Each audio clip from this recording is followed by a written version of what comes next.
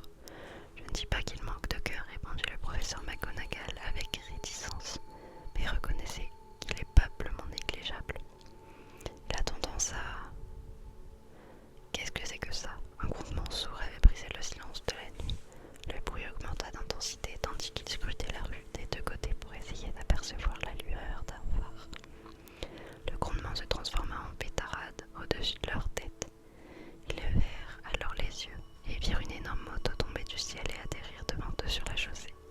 La moto était énorme, mais ce n'était rien comparé à l'homme qui était assis dessus. Il était à peu près 2 fois plus grand que la moyenne et au moins 5 fois plus large. Il était même tellement grand qu'on avait peine à le croire. On aurait dit un sauvage avec ses longs cheveux noirs, en broussailles, sa barbe qui cachait presque entièrement son visage, ses mains de la taille d'un couvercle de poubelle et ses pieds chaussés de bottes en cuir qui avaient l'air de bébés dauphins. L'homme tenait un tas de couvertures dans ses immenses bras musculeux. Hagrid, dit Dumbledore avec soulagement, vous voilà enfin. Où avez-vous déniché cette moto?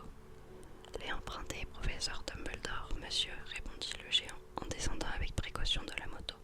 C'est le jeune Sirius Black qui me l'a prêtée. Ça y est, j'ai réussi à vous l'amener, monsieur. Vous n'avez pas eu de problème? Non, monsieur, la maison était presque entièrement détruite, mais je me suis débrouillée pour le sauver de là avant que les moldus commencent à rappliquer. Il s'est endormi quand on a surveillé le Bristol. Dumbledore et le professeur McGonagall se penchèrent sur le tas de couvertures. À l'intérieur, à peine visible, un bébé dormait profondément. Sous une touffe de cheveux d'un noir de jet, ils distinguèrent sur un front une étrange coupure en forme d'éclair. C'est là que... murmura le professeur McGonagall. Oui, répondit Dumbledore, il gardera cette cicatrice à tout jamais. Vous ne pourriez pas arranger ça, Dumbledore. Même si je le pouvais, je ne le ferais pas. Les cicatrices sont parfois utiles. Moi-même, j'en ai une au-dessus du genou gauche qui représente le plan exact du métro de Londres. Donnez-le-moi, Hagrid, il est temps de faire ce qu'il faut. Dumbledore prit Harry dans ses bras et se tourna vers la maison des Dursley. Est-ce que je pourrais lui dire au revoir, monsieur? Demanda Hagrid. Il pencha sa grosse tête hirsute vers Harry et lui donna un baiser qui devrait être singulièrement piquant et râpeux. Puis soudain Hagrid laissa échapper un long hurlement de chien blessé. Chut, siffla le professeur McGonagall, vous allez réveiller les moldus. Désolé, sanglota Harry. Hagrid, en sortant de sa poche, un grand mouchoir à bois dans lequel il enfouit son visage. Mais je n'arrive